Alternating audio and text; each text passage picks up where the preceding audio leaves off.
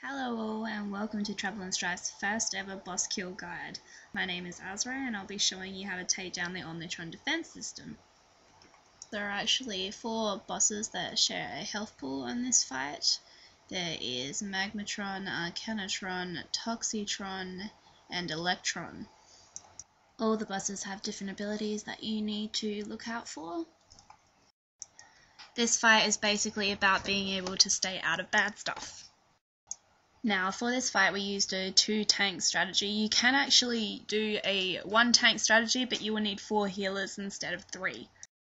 With the 2-tank strategy, your main tank will tank the first boss that's available. At the moment I think we are on Magmatron, so our main tank was tanking him, and then we had our off-tank taunting Magmatron off of the main tank.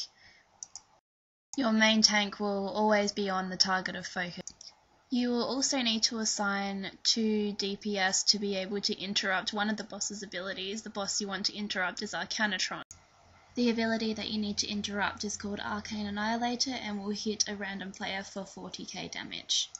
Arcanatron also summons a power generator underneath a random player. You will need to move out of this. It will appear as a blue circle on the ground. Healers and casters can stand in this to gain mana back, so it's also quite helpful as well. Now the next boss I want to talk about is Toxitron. Toxitron has quite a few abilities. The 2 abilities that you need to look out for though are a chemical cloud. It'll be summoned on a random player. All you need to do is move out of that. It's a big gas cloud, as you can see here. Also there will be adds that spawn. If they are fixated on you, you need to run away. When those adds meet melee range of their target, they will explode, creating a puddle, which I think ticks for 12k damage if you're standing in it. So if you're being fixated, you need to run away. The DPS need to either slow or get those adds down as quick as possible. The next boss I'll talk about is Magmatron. Magmatron has an ability called Incineration Security Measure, in which he'll spurt fire all around the room. That's going to hit everybody for 12k, so healers need to be aware of that.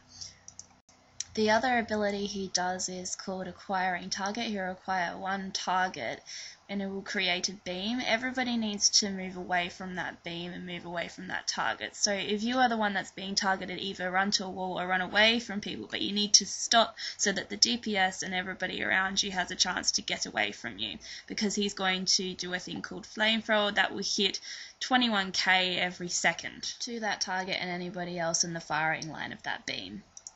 Now the last boss to talk about is Electron. Electron has 2 abilities that you need to look out for. The first ability is a lightning conductor, which will be summoned on 1 random member. It lasts for 10 seconds and it ticks 20k every 2 seconds. So you need to run out if you have this. Make sure that you're away from everybody, and if you see somebody with it that hasn't moved, you need to move away from them. The second ability that he has is an electrical discharge, which will jump to up to 3 members of the raid. It hits for 24k, so healers need to be aware of that, as well as the damage increases with each jump.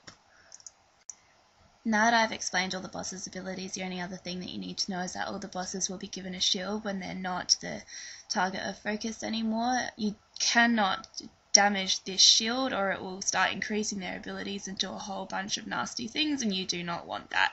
So make sure that you're always focus DPSing the target that is a skull, the focus target.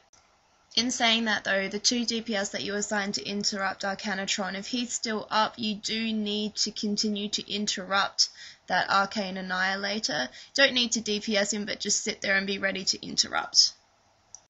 Thanks for watching guys, and here's our boss kill.